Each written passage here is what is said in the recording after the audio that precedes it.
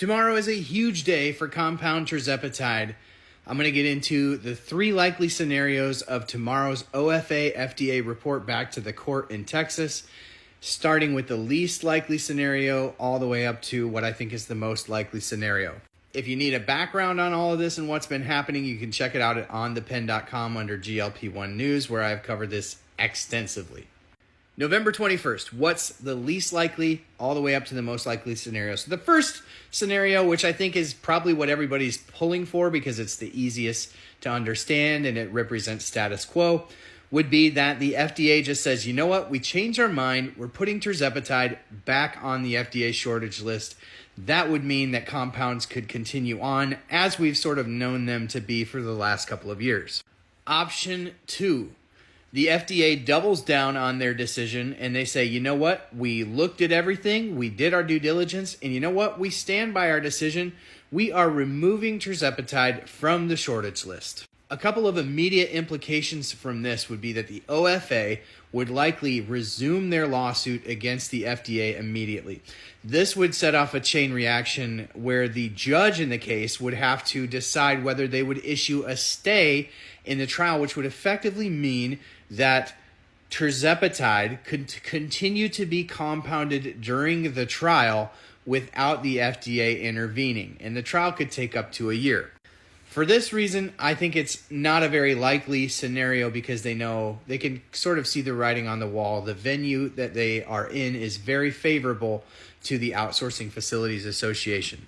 The third and most likely scenario that I see happening tomorrow would be that the FDA simply requests more time. If they do that in sort of lockstep with what they did a few weeks back, they would likely do so with the same caveats. They would say to the court, we will suspend any action against anybody who compounds between now and whenever we need to report back to the court.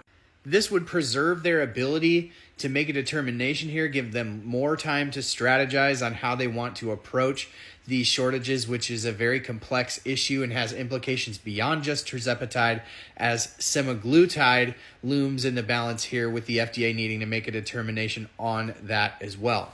Now, the Outsourcing Facilities Association doesn't have to go along with this like they did last time. Last time, they're just like, cool, great, sounds like you want to reevaluate. We're eager to see what you have to say. If they don't go along with extending the time, that probably forces the issue with the courts, in which case I think you could see the judge needing to make that determination again as to whether they'll issue a stay while this gets resolved in court.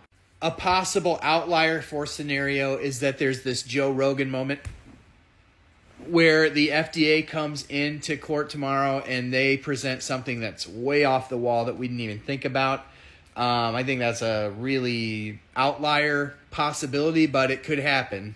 Any way you slice it, I think what tomorrow leaves us with is another date that we have to look forward to get more clarity on the future of compounds. I'm not sure that after tomorrow we'll have a super ton of clarity, although we'll have more clarity probably than we do today. If you found this video helpful or this content helpful, you're going to love onthepen.com. Go there, onthepen.com/email, sign up for alerts, never miss an update when it comes to GLP-1 news. Thanks for watching. Thanks for being the best part of what we do at On The Pen.